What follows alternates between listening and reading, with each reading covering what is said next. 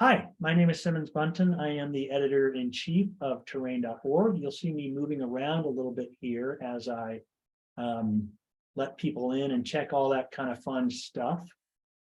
So I would like to start by saying that here in Tucson, Arizona, I respectfully acknowledge my presence on the traditional, ancestral, and unceded lands of the O'odham and the Pascua Yaqui. Let me admit somebody as I do this land acknowledgement. And as well, I'm coming to you as well from the beautiful saguaro and creosote populated valleys and hills and arroyos nestled between the Santa Catalina, Rincon, Santa Rita, and Tortolita and Tucson Mountains, 5 mountain ranges around us. So my thanks to the O'odham and the Pascua Yaqui, and my thanks to you for joining us. I want to start or continue my thanks with thanking the Michael Donnelly Faculty Fund at Kansas State University for sponsoring this evening's event, and thank our wonderful host, Yelizaveta, who you will hear from shortly. And of course, our readers this evening, the terrain.org contest winners, Farro Henderson, Maura, Yelizaveta, Renfro, and poetry judge Sean Hill. Let me just admit a few more folks here.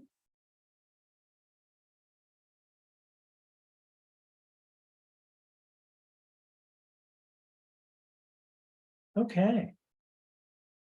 Back to it. Thanks. So again, welcome to our readers. Welcome to our audience, of course. Welcome. Thank you for joining us. If your connection becomes slow, you may want to turn off your video. In all cases, please remain muted, but you're welcome to post your questions and other positive feedback in chat, and I'm sure we'll open it up to audio questions during the Q&A that follows our reading this evening. We are recording this, as you know, and all readings and conversations will be available from terrain.org and our YouTube channel soon. We'd love it if you would officially follow our YouTube channel, which is at YouTube. Well, you know what? I'm just going to throw this link in chat, but if you go to YouTube and search for terrain.org, you'll find us. It's also right there.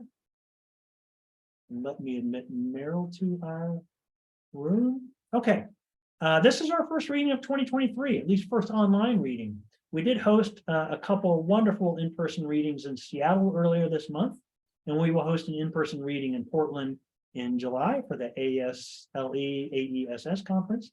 As well, I hope, as Tucson in the fall, and very possibly other locations this fall and maybe this winter, in our year full of celebrating terrain.org's 25th anniversary, which is no small endeavor for an all-volunteer online magazine, I must say. Our next online reading, which will be hosted by Derek Sheffield, our poetry editor, celebrates Earth Day and National Poetry Month. It will be on Monday, April 24th, and features poets Patty Ann Rogers and Andrew C. Gottlieb and one other.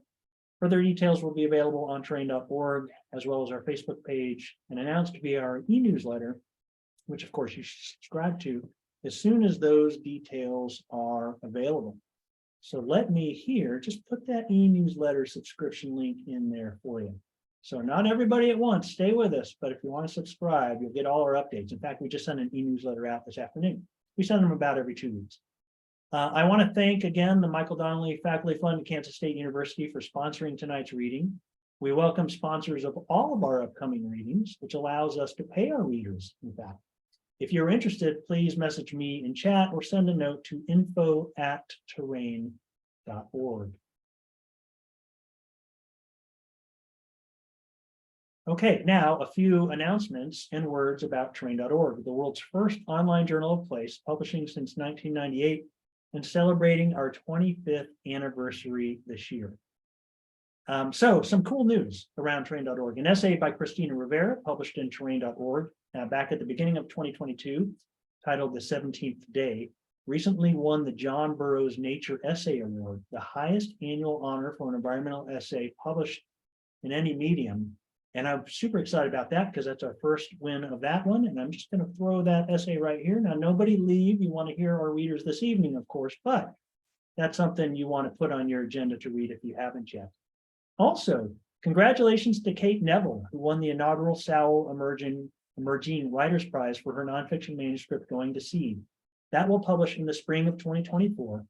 And the next reading period for the Sowell Emerging Writers Prize is from September 15th to November 15th, when we are accepting poetry manuscript submissions. So mark your calendars for that. Again, that opens September 15th and closes November 15th, which is a slightly different reading period this year than it was last year. And that we're super excited about that. We've been wanting to do a book series for a while. Also, check out our newest series, The Circumambulation of Mount Tamalpais, curated by New Currents editor Leonora Simonovas, which starts with a short essay by Andrea Ross that we published last week.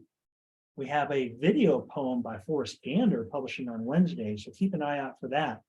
But you can start that series from Andrea right there with the link I just posted. Our general submission period for poetry, nonfiction, and fiction is open now through April 30th. So that closes in about a month. Submit online via our submittable portal, which may be accessed at this hyperlink. Oh, I'm putting a lot of hyperlinks in. Elizabeth, are you with me still? Yeah, good. Okay, thumbs up. All right. I may or may not have a couple more hyperlinks for you. Our contest this year is judged by Ross Gay for poetry, Tony Jensen for nonfiction, and Talia Lakshmi Kaluri for fiction. Submissions open May 1st and close on Labor Day in the US, which is September 4th this year.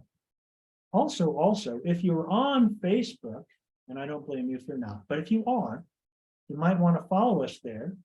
That would be great. I just posted the link for that. And actually, while we're talking about submissions, all of these things I've just mentioned, whether it's general submissions or contests, can be accessed at www.terrain.org/submit. Okay, so yeah, if you follow us on Facebook or Twitter or even Instagram, you'll always get our latest information. But of course, just go straight on over to our website for the very latest. Okay, so finally, did you know that terrain.org is an all-volunteer organization? That terrain.org is ad-free and free to access always, and that, except for contests, we don't charge to submit, and that the majority of our funding comes from folks like you through donations. Did you know that even $5 helps? So we ask you to please consider donating to terrain.org at your convenience. But wait, of course, there's one more hyperlink to put in. All right, I think you're probably tired of hearing from me. So now let's turn to this evening's reading, followed by Q&A. I'll be posting terrain.org and book links in chat in support of our readers this evening, but if you missed those or just want to find other books by our contributors, hop on over to our bookshop page, which is at bookshop.org/shop/terrain.org, or find the link under About in the terrain.org website navigation menu. Also, be sure to post your thoughts and questions in chat as we look forward to an engaging conversation following the readings this evening. And finally, again, thank you for joining us. Okay, it is now my pleasure to introduce my wonderful and amazing friend, Elizabeth Dodd. Elizabeth Dodd's work explores relationships between the human and the more than human worlds. Her most recent publication is Dear America, Letters of Hope, Habitat, Defiance, and Democracy, co-edited with Simmons Bunton and Derek Sheffield. She is the author of 3 collections of creative nonfiction, Horizons Lens, In the Mind's Eye, which is winner of the Association for the Study of Literature and Environment's Best Book Award, and Prospect, Journeys and Landscapes, which itself is winner of the William Rockhill Nelson Award. Her poetry collections are Archetypal Light and Like Memory Caverns, which is winner of the Elmer Holmes Bobst Award. She has been a resident at Artists Colony, including Yaddo and the Writers Colony at Derry Hollow, a research station, Mount St. Helens, we spent some time there together, and a national monument, Chaco Culture National Historic Park. At terrain.org, she is our nonfiction editor. Elizabeth was born in Colorado and grew up in Southeast Ohio. She lives in the Flint Hills region of East Central Kansas, which I think you can see behind her this evening, and teaches at Kansas State University, where she is a distinguished professor of English. Elizabeth, thank you so much for joining us to host what I know will be a wonderful reading with Anna Farro Henderson, Maura, Yelizaveta, Renfro, and Sean Hill. Elizabeth, darling, take it away. Thanks so much, Simmons. And again, thanks all of you for tuning in. I am absolutely thrilled to be hosting this one. I've enjoyed all of these pieces so much, and I'm delighted to be here with you tonight with the winners. I'm coming to you from the tall grass country of eastern Kansas, which is the ancestral home of several Native peoples, including the Osage and the Kaw. Kansas is also currently home to 4 federally recognized Native nations: the Prairie Band Potawatomi, the Kickapoo Tribe of Kansas, the Iowa Tribe of Kansas and Nebraska, and the Sac and Fox Nation of Missouri in Kansas and Nebraska. So thanks to Simmons, and welcome all of our winning writers. Again, as Simmons indicated, I'll introduce our writers tonight one at a time, and we'll save time for conversation at the very end of the event. So first, we will be hearing from Anna Farro Henderson, the winner in fiction for her story Kiara Kiara, which was chosen by Judge Kali Fajardo Onstein. Anna Henderson, who previously published under the name E.A. Farro, has a book of essays forthcoming in 2024 about being a climate scientist and going to work in politics. She teaches creative writing at the Loft Literary Center, and she lives near the Mississippi River with her family in Minnesota. And the judge praised this, I'm going to quote briefly from the judge, praised this marvelously voice-driven short story about self-discovery, early relationships, and the highs and lows of being a young adult who is fully present in the wilderness of life. Timeless in its humor and wit, this deeply observational short story simultaneously feels urgent and new. The narrator says it best herself. It reminds me of coming up from the bottom of a pool and breaking through the surface of the water. What a stunning voice and story. I miss spending time with the narrator already, but we're just beginning to spend that time. Please welcome Anna Farro Henderson. Thank you so much. I'm going to read from my story, Kiara Kiara. Tyler and I are the kind of virgins who shower together. Everything but. I want to. I almost told the girlfriends we did it to break the tension of the when will she sleep with Tyler storyline. But the story ended 3 weeks ago when he left for college. My life has been a desert island ever since. Welcome to my senior year of high school. It's the first big parents out of town party of the fall. Kids overflow onto the lawn. They take over every corner and bed in the house. I'm looking for the keg with Sarah when someone yells, "Whore!" It takes a moment to realize the kid is talking to me. I recognize him as a friend of Tyler's brother. "I heard you two did it," he jeers. Sarah loops her arm into mine. "Excuse me," she says. "You're blocking my way." We push past him to go into the kitchen. A makeshift bar covers the stovetop. While all the girlfriends are best friends, Sarah and I have known each other since kindergarten. We became friends when she gave me her extra change of clothes. I had peed my pants and didn't know what to do. Sarah comes from the kind of home where they send you into the world with backup supplies. Sarah pushes empty beer cans to one end of the counter and starts mixing cocktails with the available materials. I check out the fridge door with its farmer's market schedule, flyer for an art crawl, exercise goals, and our school cafeteria menu. I'm fascinated. The fridge at my house is a mess of information about my uncle's dialysis, his parole officer's number, expired coupons, and a note to me that I can microwave whatever frozen food for dinner. I come from the kind of home that operates best under emergency situations. I think the 2 years my parents split up resulted from a lull in drama. The situation fixed itself when my uncle got out of prison and needed a place to land. "That kid was an asshole," I say. Sarah shrugs. She doesn't make judgments of right or wrong. Her curiosity can be disarming. "I call this drink Wild Tiger," she says, handing me a bright green concoction that smells of mint and grapes. "Cool," I say, cringing and sipping. The heat fills my chest and makes my fingers tingle. Coolness for us is living in bold capital letters. The girlfriends drink and smoke and black out and climb over walls and into back seats, and then we tell each other about it. It's cool to wear glasses. It's cool to be fat. It's cool to walk with a cane. It's cool to have bad hair. Anything is cool if you are fully in 100%. If you've got it, flaunt it. I wear metallic eyeliner. I pull clothes from dumpsters or make them from duct tape. The more leather, vinyl, wings, massive cleavage, asymmetry, the more I feel like I'm sinking into the embrace of a plush couch. When we learned about hypotheses in science class, I laughed. Exactly. Every day a costume. You might not think Tyler was cool at first glance. A boy who likes girls and wears jeans and t-shirts that tell you nothing about him. But he's all in. His thing is birds. Really bird songs. He records them and writes them out in math equations. I know music is math, like knitting and heartbeats are math, but he can translate a sound in the forest or the garbage dump into symbols and numbers. Cocktail in hand, Sarah and I join headbangers in the living room. We chug our drinks to free ourselves for dancing. I want to kick the floral pattern on the couches. I can't stop seeing the heckler out the corner of my eye. Why do I feel shame at being called both a virgin and a whore?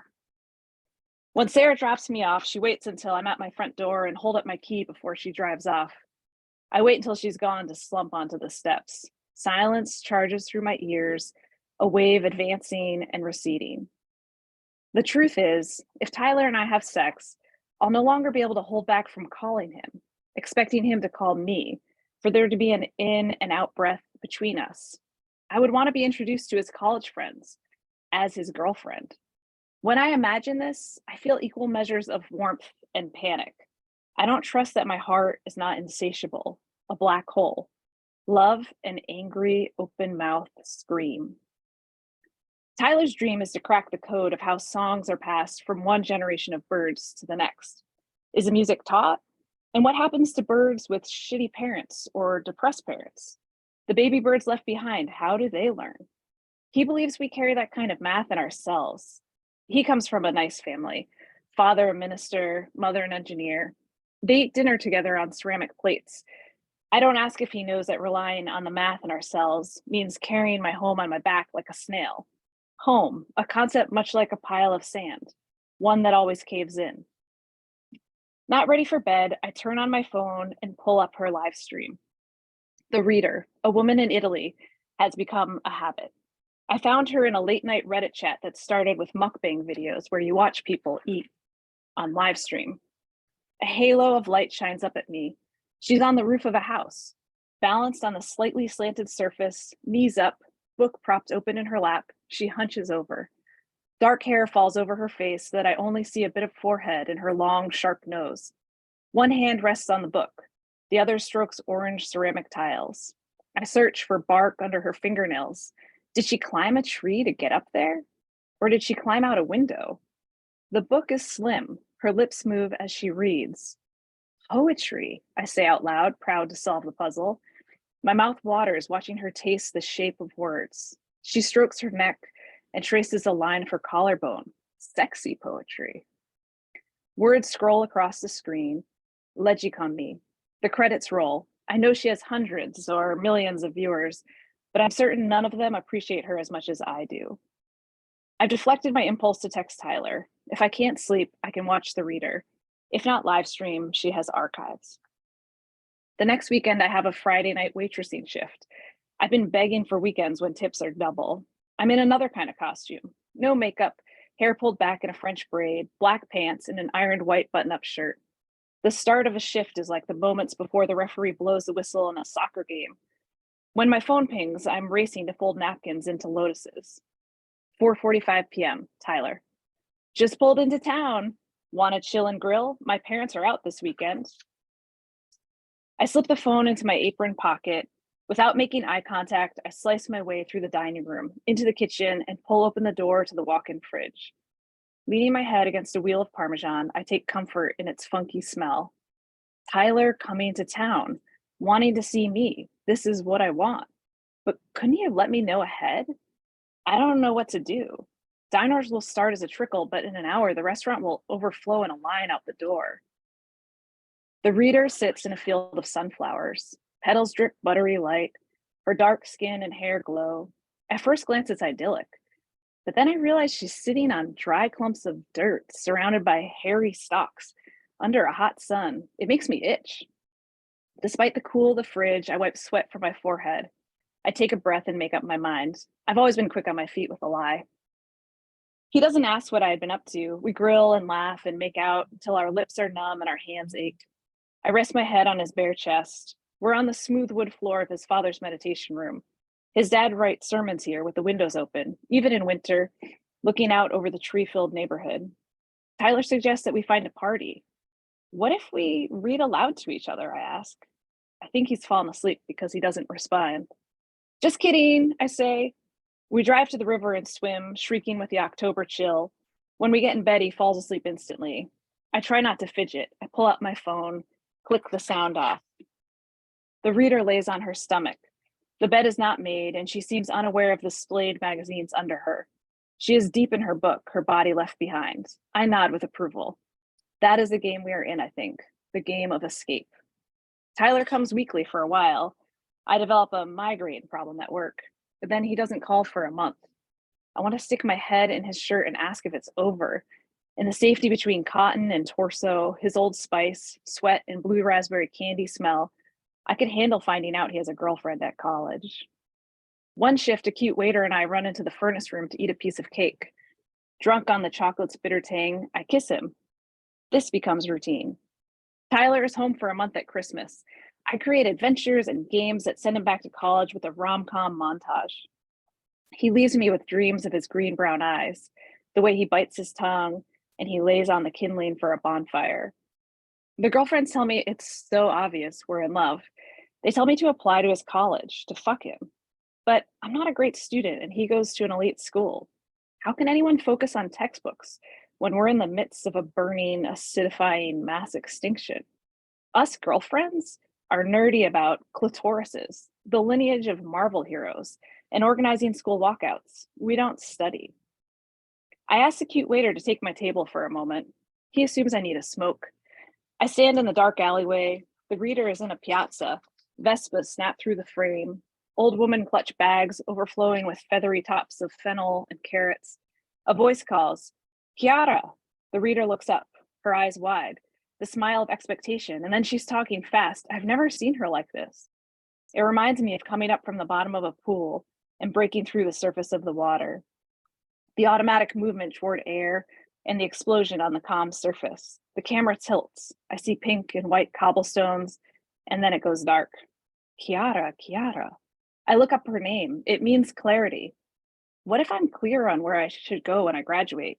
Come, read with me. I walk into the brick building that smells of paper and dust. I know rationally that my neighborhood library is much smaller than a mall or a movie theater, but it feels giant.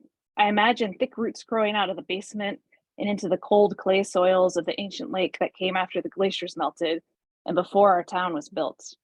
This feeling almost makes me want to read. I've come to find out if I get that feeling just from watching her, or if I get that feeling watching anyone read. I'm self-conscious. I expect to be called out for not having returned Hatchet in 3rd grade. I'm not sure if it was knowing my fine was getting larger and larger, or the story itself that caused the nightmares. Falling toward the ground in an airplane, diving into a cold lake to rescue someone already dead, biting into raw meat with tufts of fur. I still have those dreams sometimes. I pretend to browse a shelf of history books. I watch an older man scan the newspaper, a mother read aloud to a sleeping child, 2 boys sharing a graphic novel. Something wells up in me. It's like the moon is in my throat, full and rising. In my head, I say, I love you, I love you, I love you. Are you looking for something? A voice asks from behind. I jump. The librarian smells of paper, dust, and roses.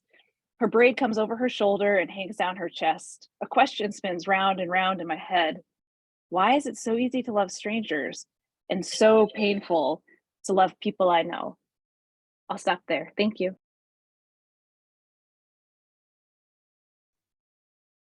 Thank you, Anna Farro Henderson. I missed that narrator already too. Thank you so much. So our next reader is going to be Maura, who is the winner in poetry for 2 poems, Old House and the Field Index, both chosen by Judge Sean Hill, whom you're going to hear from later this evening. Maura, originally from Wales, now lives and works in North Carolina. She has worked in a cigarette factory as a school teacher, a college teacher, a community volunteer, and an editor, but her poetry owes most to her experience working in conservation and as a wildland firefighter. She collaborates with visual artists on shows and publications, notably Stone Water Time with Lyric Montgomery Kennard. She was awarded the Jakar Press Chapbook Prize for The Garden of Persuasions and the 2022 William Matthews Poetry Prize for a crown of poems set in her part of the North Carolina Piedmont. A chapbook version of the Field Index with illustrations by Jean Lecluse and design by BWA Books is in the works. So I'm going to share with you a shortened version of Judge Sean Hill's comments about the winning poems. He said, "What draws me to these poems is the noticing, the attentiveness, and the appreciation of perspectives. In the Abecedarian field notes, there is such an abundance noted. So many plants and their relationships to place and time and other species, including humans. I'm engaged by the way the poet plays with the form of the reference book and the self-referential space that play creates in the poem. Field Notes tussles with the idea and reality of invasive species, and I dig the way it acknowledges the place of natives and their time in a place with language like ferns rise and unfurl, like our letter F, as old as fossils, here before letters and fiddles and bows. A different understanding of relationships and seeing possibilities is reached in Old House. These poems feel hopeful, and I'm grateful for them." And I'm grateful that Maura is going to be reading to us. Will you please make her welcome?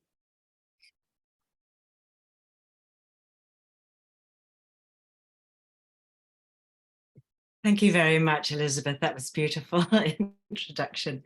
I'm going to read the poem about the field. That was one of the poems that Sean Hill chose, and in addition, a shorter poem that actually is about the adjacent land, and all of this land is Occaneechi land, the Occaneechi of the Saponi band of the Saponi Nation, and I recognize and acknowledge their presence here, their continuing presence here in this. If you listen for them, this is a very storied and experienced land that I find myself now living in.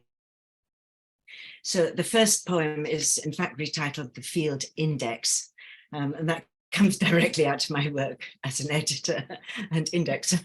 I know about indexes.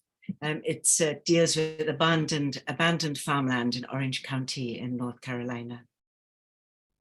Asters, lesser stars in these constellations, for the native bees, late summer smatterings of a color I might call blue, blue petals and fireworks along the margins of the track, and broom sedge, blue stems, stooped in the fall and shivering in the wind, spinning out seed, bird fodder, tangled, insert here, into brambles, blackberries, this year's, last year's canes, knotted and weaving, and crabgrass, crabby claw and of the herb, edges into the wilding mint and onion grass, the tall ones of raggedy wing-stemmed, my favorite, crownbeard, gone to seed, where I am with my small dog, and dogwood, not here yet, but it will come, also redbud, QV, and holly. The birds will bring it in their guts, bracts and inconspicuous flowers. Its small understory leaves will open and turn into the sunlight before the canopy leafs out and shades. Exotics, migrants, stowaways and hitchhikers too much at home. See invasives, stiff-stemmed privet with its small dark leaves and the clustered graceful arcs of autumn olive, honeysuckle vines, dead stilt grass flopped into heaps, good for nothing except time. Ferns, and unfurl like our letter F, old as fossils, here letters and fiddles and bows and Michaud and his acrostics, first and last green under the trees, with grossed plants, the ancestors, clusters rising from damp, unsunned patches of leaves along the margins of wood. Also, smatterings of green and gold, the droop-headed goldenrod. Honeysuckle, announcing itself in scent on the wind and winding up and around the living and the dead. Colors, coral, see natives, creamy white curling to yellow, see exotics. Invasives, see exotics. Index of vexed and vicious cycles, see also kill. Jaywalkers, I alive among others, on and off the old farm road, on pirate paths, seed spreader, compacting soil, alarming insects and deer, stealing berries and sprigs and twigs and clumps of lichen or moss, colored leaves, I kill. By ice and drought, sapsuckers, larvae, blight, competition, succession, it happens, why do I grieve? Deer rub and browse, humans, see jaywalkers. Loblolly pine, its spiny cones and bundles of 3 long needles, green or fallen and draped in trees, aka Oldfield pine, straight up above all, old meadow native homesteader in the lobby-lolly soil of this wide floodplain. Milkweed, varietal swamp milkweed, its pink inflorescence and faint scent drawing monarchs among butterflies and pollinators, queen of weeds, fecund, its large brittle dry pods burst and spewing cloudy seed over the bewildering meadow. Natives, as in before our time here, before this language and its metaphors and usages, before people, and which we watch with sorrow as they fall back and dwindle or cut down. See exotics. Passim, an Osage orange, spiny along the branch bank, its large green, noble-skinned fruit fallen in the path, and long grass, bitter, slow to blacken and rot, unscavenged by all but small seed eaters. Persimmon, native. Privet, not. See exotics. One provender for all comers, all creatures, i.e. small bell-shaped flowers, small sweet ripe fruits, the other just minding its own business, i.e. to thrive.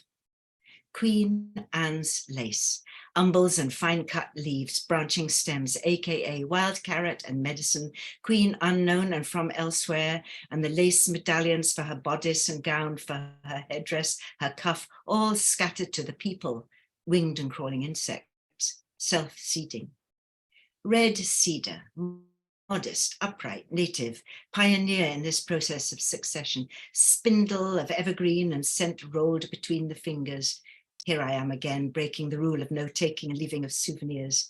And redbud, see understory, flights of pink purple blossom in the spring woods, Pleiades, announcing light and wings again after all that.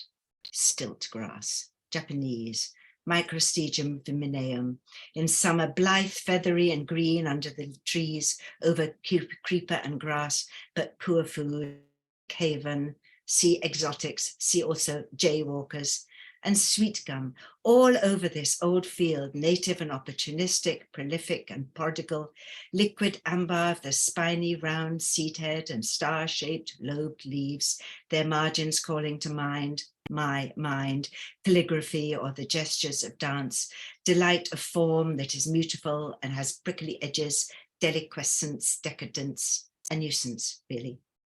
Tulip tree, tulipifera, the saplings standing here and there innocuous like any other small tree. In time they'll rise.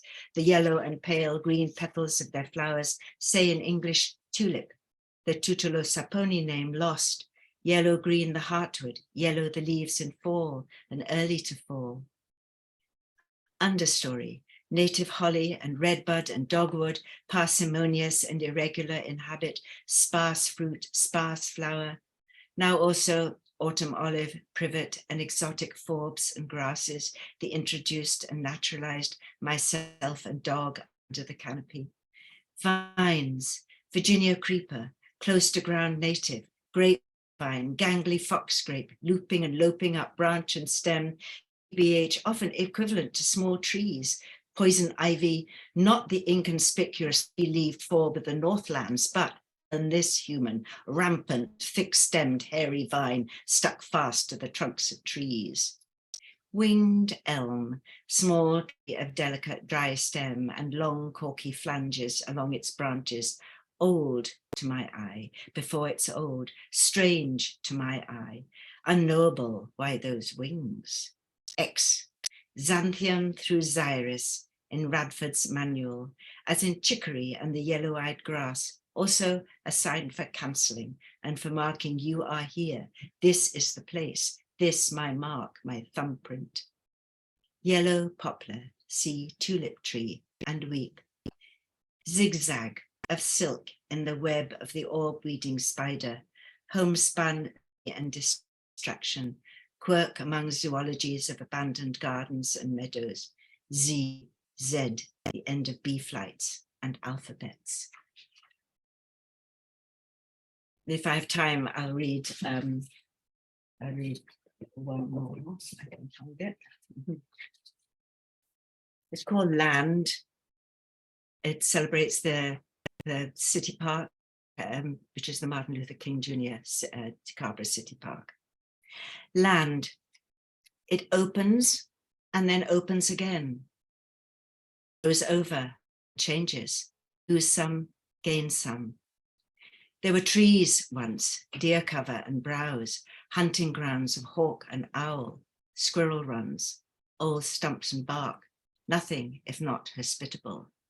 It was open to the chatter and shriek of birds, to the occasional hunter and bands of travellers. It was theirs. Before surveyors and deeds, the rasp of saws and bangs and clanks of wood against wood and iron against iron, hard work and sharp voices. To the trees that now were eyed as so many board feet and fence posts, this one for the house, that for the barn, the rest firewood. Open always to what we need from it and what we bring. It opened to pond and pasture, to its fescues and grasses, the ditzy calico of meadow flowers, to dogs now and children and bicycles, ball players, runners under the eye of the gone trees and the ghosts of the First Nations. Thank you. Thank you, Maura. And you're getting some wonderful love in the chat. I want to say I love the music in these poems, but also in the field index, the sense of the print and the page that still persist, and that idea, such a ridiculous idea, really, that an index can be exhaustive and can encompass everything, as if that were ever possible.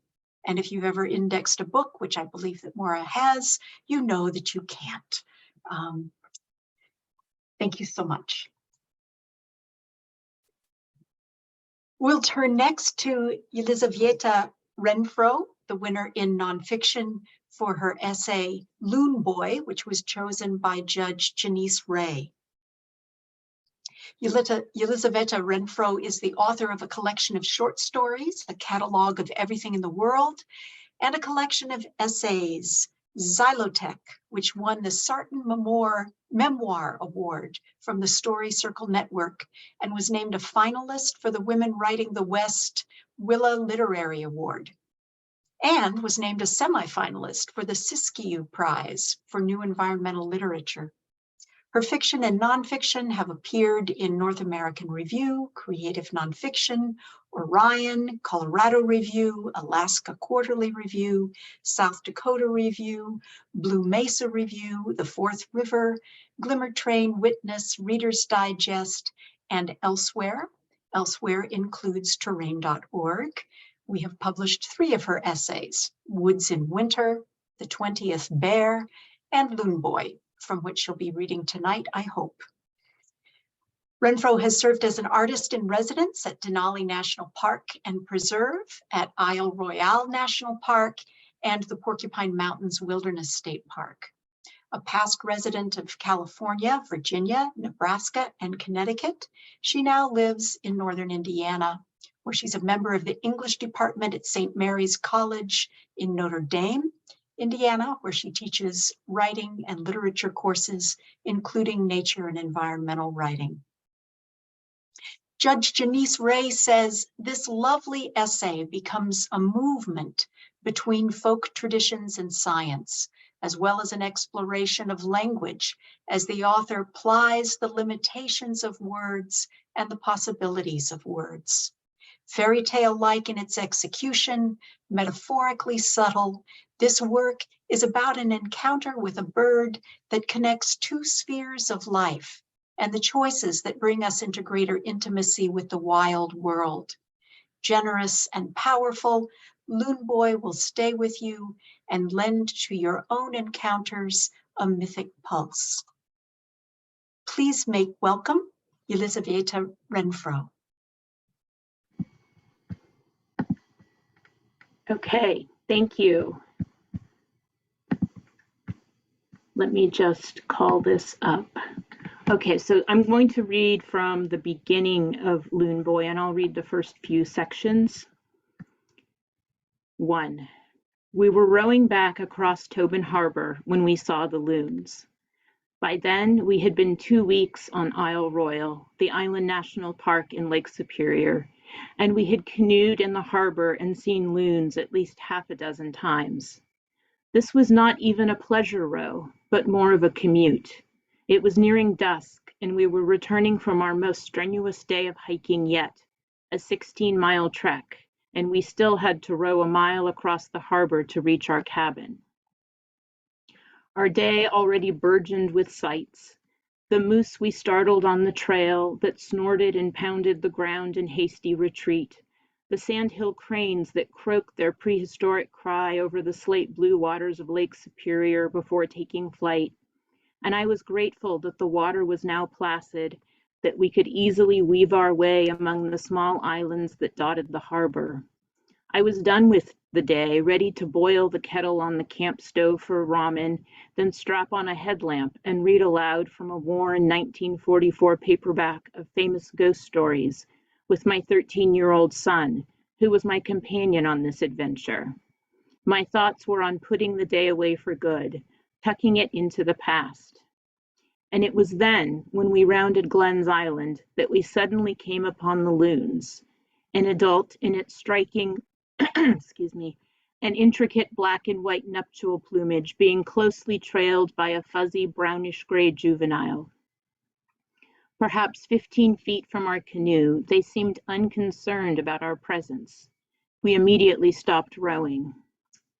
The adult looked out across the water away from us, and then it vocalized, calling out its long, haunting wail, as though crying its own name, "Loon!" In the distance, we saw a speck on the water, another loon approaching. "Loon!" it responded in the same plaintive register.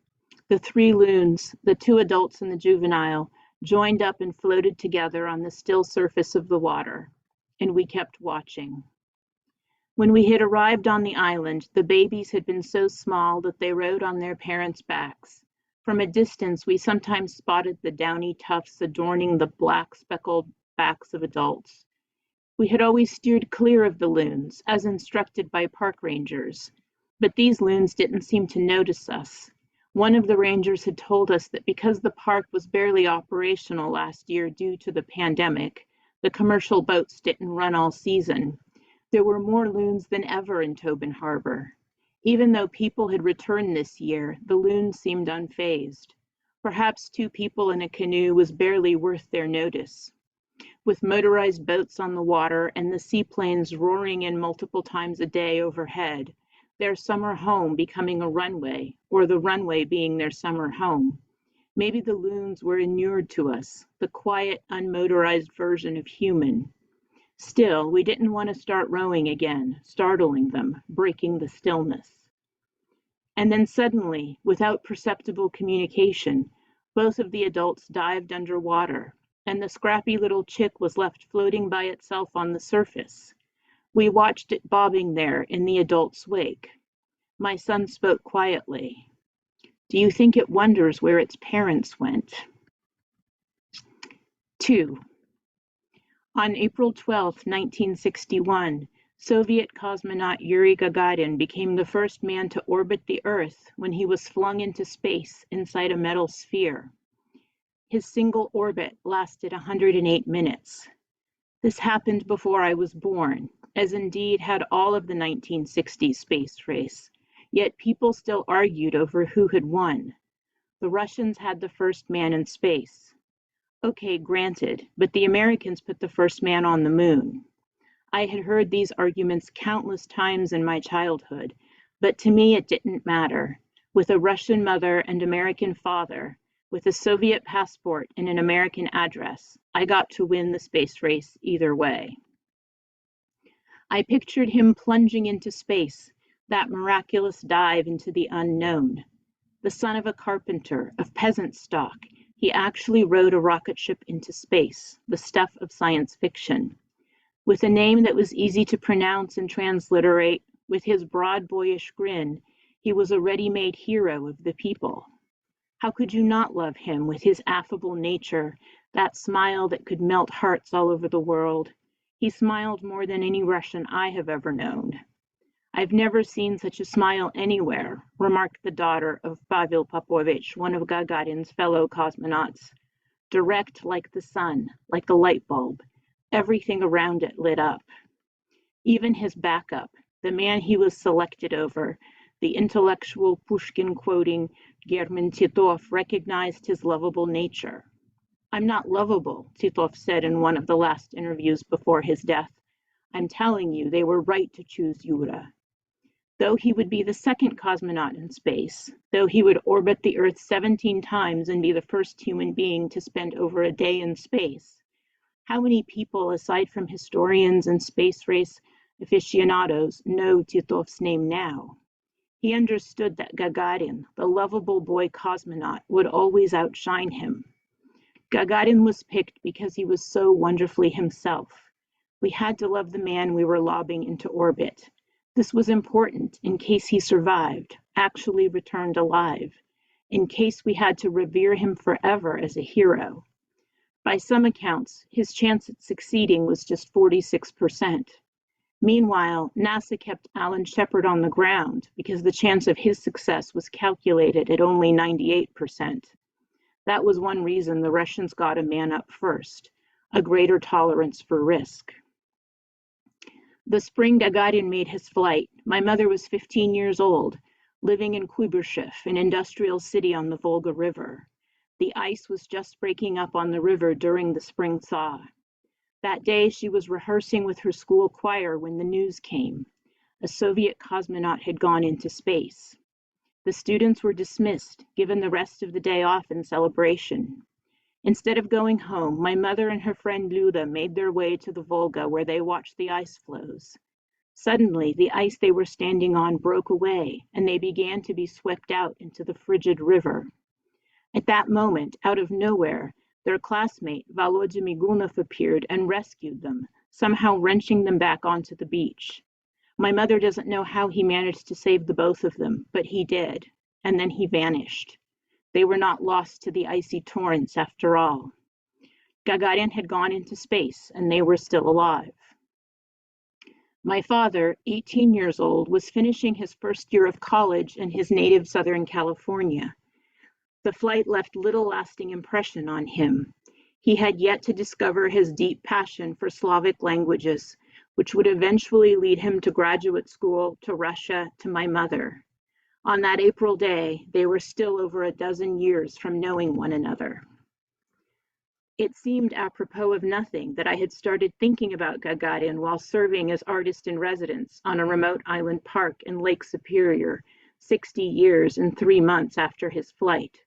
But nothing is ever apropos of nothing. Wasn't it odd, I thought, how I had started thinking of him here, of all places? Wasn't it strange how the mind works? I tried to figure out a connection, but could find none. Perhaps it was just that I'd been looking at the nighttime sky, blazing with more stars than I'd seen in years. But this felt inaccurate, or at least incomplete. And I was cut off from the internet with no phone service, no Google. Not that Google would be able to offer a satisfying answer to my pressing question. Google, why am I thinking about Yuri Gagarin on Isle Royale? There are many things Google doesn't know. 3. As we drifted in the canoe, I thought about the book I was reading in our cabin, Call of the Loon by Paul Strong. The loon's wail, which he describes as a long drawn-out call that sounds like the howl of a wolf, is used to bring two loons that are far apart closer together. A mated pair often speaks to one another this way, as we had just witnessed. Unlike most birds, loons have solid bones, making them heavy enough to dive 200 feet, but their weight makes takeoff a challenge. Strong describes the loon as a feathered fish that is sometimes more finny than feathery, living on the razor's edge between life in the water and life in the sky. Worried that our presence was what prompted the loons to dive, my son suggested that we gently row away from the chick to give it space. A short distance out, we stopped and drifted, watching, waiting for the loons to surface. The chick bobbed on our small waves. What if they don't come back? My son asked. Do you remember the first time you went hiking? I said, and then I told him the story. He was just 2, and we were visiting my parents in Southern California in the neighborhood where I grew up. Trailheads to the Box Springs Mountains are accessible half a mile from my parents' house in a 1950s subdivision. On a foggy day, my brother and I took him on an easy trail on a low hill. At first, we all walked together, but I grew impatient at the pace and went ahead, disappearing into the fog. Suddenly, my son started calling for me with such despair that I understood he thought we were separated forever. His uncle picked him up to carry him, but he was inconsolable. Mom, Mom, he wailed mournfully, though I was just 20 feet away. Of course, I circled back and returned to him. As I came to the end of my story, the loon still had not surfaced. And then another loon, far up the harbor, sounded its tremolo, that maniacal laugh that is as famous as the whale. One of my guidebooks suggested that I would hear the eerie, demented laugh so incessantly that I had imagined the voice of a lunatic perpetually cackling just outside my cabin window.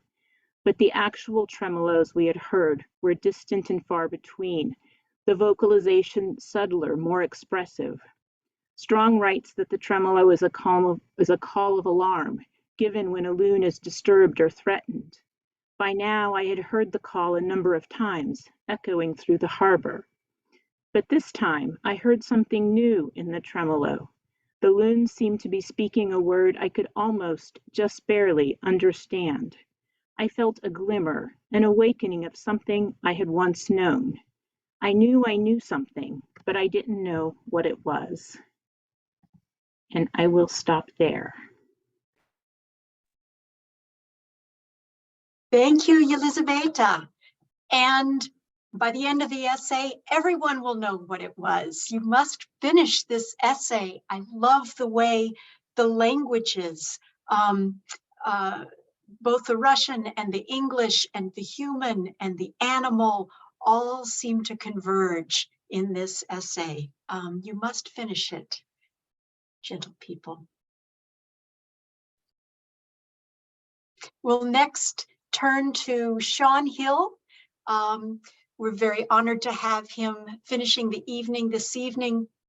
Sean Hill is the author of 2 poetry collections, Dangerous Goods from Milkweed Editions, which was awarded a Minnesota Book Award in poetry, and Blood Ties and Brown Liquor from University of Georgia Press in 2008, named one of the 10 books all Georgians should read in 2015 by the Georgia Center for the Book. And not only in that year, perhaps. Hill has received numerous awards, including fellowships from the Cave Canem Foundation, the Bush Foundation, Stanford University, and the National Endowment for the Arts. His poems and essays have appeared in Callaloo, Harvard Review, New England Review, Orion, Oxford American, Poetry, Tin House, and numerous other journals, and in over 24 anthologies, including Black Nature and Dear America, and just this year, Dawn Songs, a bird watcher's field guide to the poetics of migration. The volume A Darker Wilderness, Black Nature Writing from Soil to Stars, and Solastalgia, an anthology of emotion in a disappearing world. Cascadia, Field Guide, Art, Ecology, and Poetry, and a volume of poems selected from Blood Ties and Brown Liquor and Dangerous Goods has been translated and published in Korean. Hill lives in southwestern Montana with his family and is a professor of creative writing at the University of Montana. And if I may say so, he's one of the smartest, most archivally dredging and reimaginably nimble poets writing today, and we're fortunate to have him as a member of the editorial board at terrain.org. Will you please make welcome Sean Hill? Thank you, Elizabeth. Thank you for that. That was, yeah, that was more than, yeah, that was lovely. Thank you, Simmons, for having me be a part of this. Thank you, Elizabeth, for everything you do with Terrain and shepherding my essay, The Dear America, into existence. And Derek, wherever you are, thank you too. Yeah, it's such a good community to be a part of. I want to thank everyone in the audience for being here. Jamie Reeser, who's here, who edited this collection, which I'll be reading from tonight. And Derek, wherever you are, for editing this, including my poem in that too. I want to thank Anna and Maura and Yelizaveta for sharing your lovely work. Thank you. I'm glad I got to hear that poem in your voice, Maura. Thank you. I'm going to read some new stuff tonight from a collection tentatively titled The Negroes Send Their Love. The first poem, The White-Headed Woodpecker, again, is in Cascadia. The white-headed woodpecker, quiet, given to prying more than pecking, an odd member of the family, lives only in the high pine forests of western mountains like the Cascades, where I spent an afternoon almost a decade ago in Rosalind, Washington, looking for what I could find of Black people who'd migrated from the South almost a century and a quarter prior. The white-headed woodpecker doesn't migrate, and so is found in its home range year-round when it can be found. Rosalind, founded as a coal mining town, drew miners from all over Europe, as far away as Croatia, across the ocean with opportunities. With their hammering and drilling to extract a living, woodpeckers could be considered arboreal miners. A habitat, a home range, is where one can feed and house oneself, meet the requirements of life, and propagate. In 1888, those miners from many lands, all in Rosalind, came together to go on strike against the mine management. And so, from southern states, a few hundred Black miners were recruited with the promise of opportunities in Rosalind, many with their families in tow to break the strike. They faced resentment and armed resistance, left in the dark until their arrival, unwitting scabs, that healing that happens after lacerations or abrasions. Things settle down as they do sometimes, and eventually blacks and whites entered a union as equals. Black, save for a white face and crown and a sliver of white on its wings that flares to a crescent when they spread for flight, the white-headed woodpecker is a study in stark contrast. Males have a patch of red feathers on the back of their crowns, and I can't help but see blood.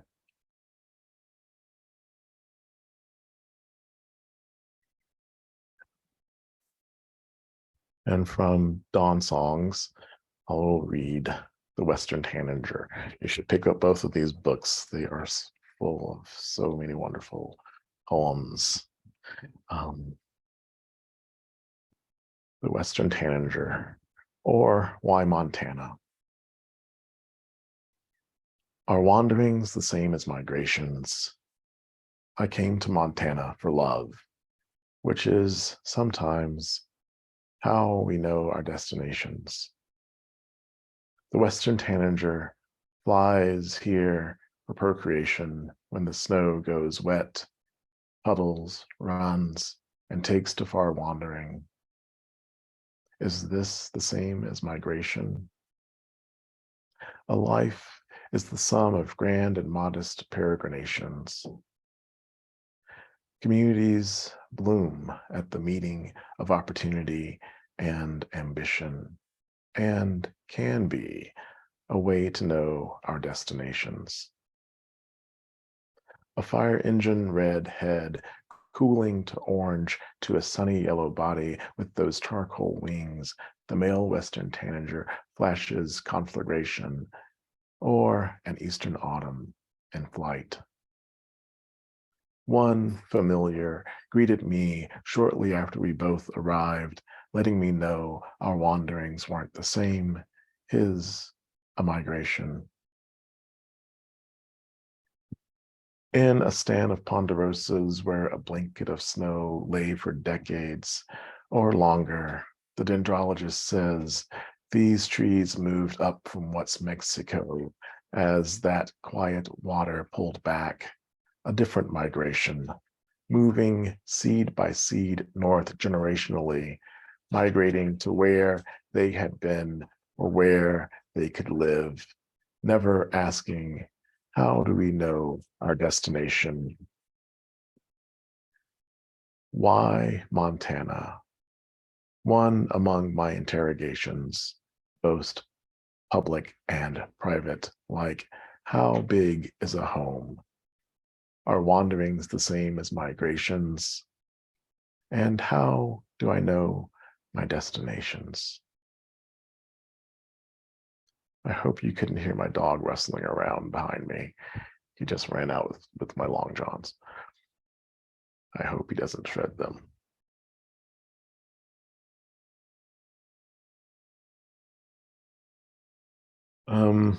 I'll read a couple more poems.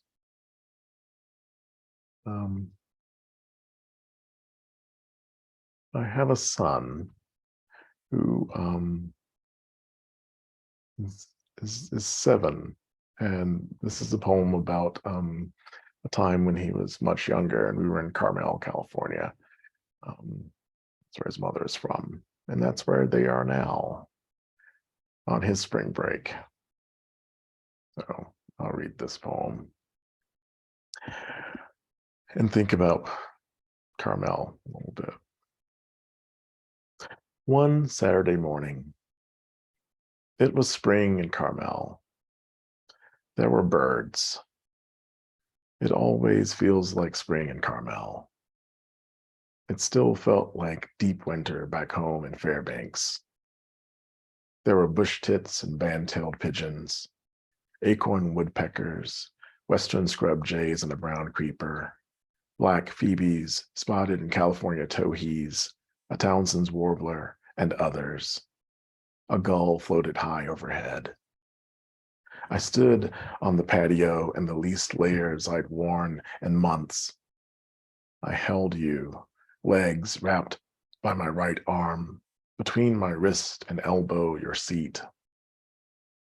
You'd only recently begun pointing out the living room window at trucks and cars moving along the hard-packed snow on the road back home.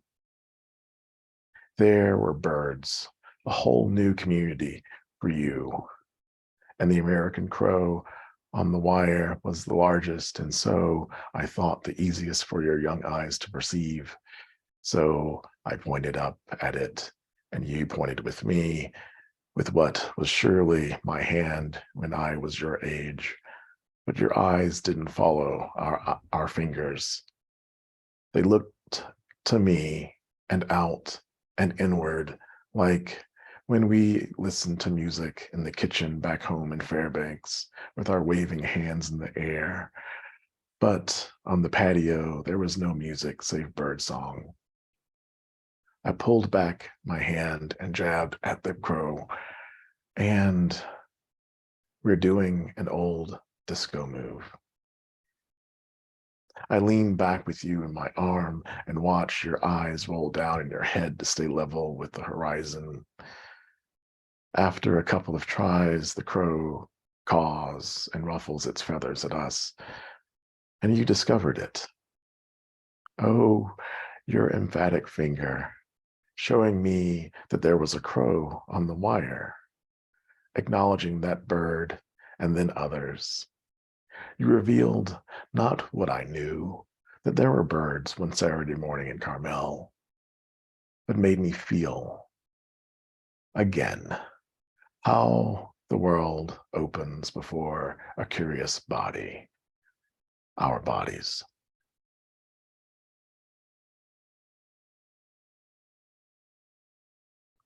Oh, one more poem.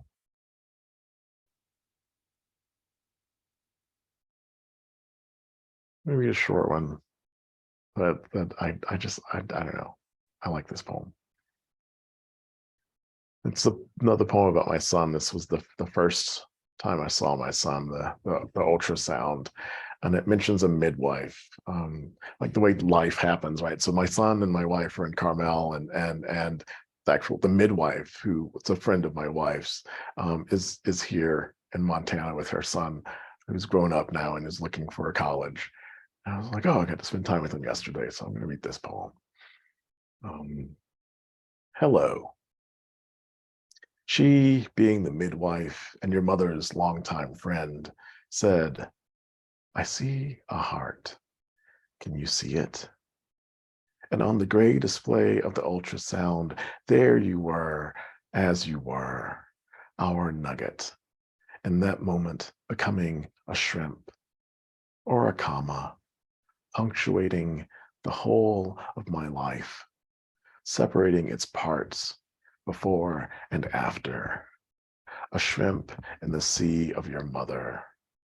And I couldn't help but see the fast beating of your heart translated on that screen, and think and say to her, to the room, to your mother, to myself, it looks like a twinkling star. I'm sure I'm not the first to say that either.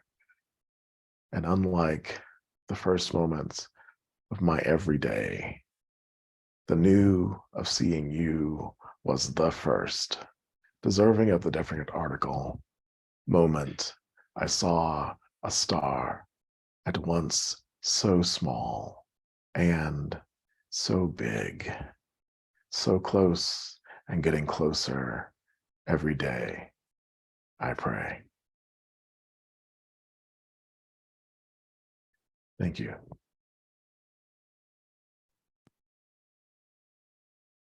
Thank you, Sean. Didn't I tell you, audience? Such a smart poet. And thank you all, audience, for listening with us all evening. Simmons, do we have some time for conversation? I think we do. Yeah. Throw out your questions, folks. Okay, we have a question in the chat right now. Sean, the title of your last poem, Kate Van Kentfort needs to know. And you're muted, Sean. Hello. Hello. That's the title. I think I can. Great, thank you. Thank you. Thank you, Kate.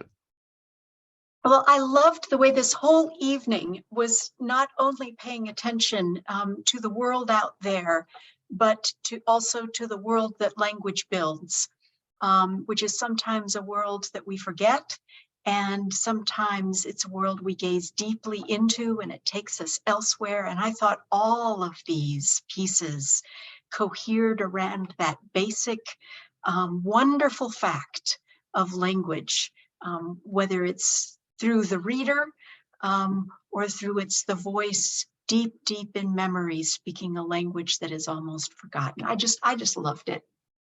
But that's not a question, that's a comment. A wonderful comment, nonetheless.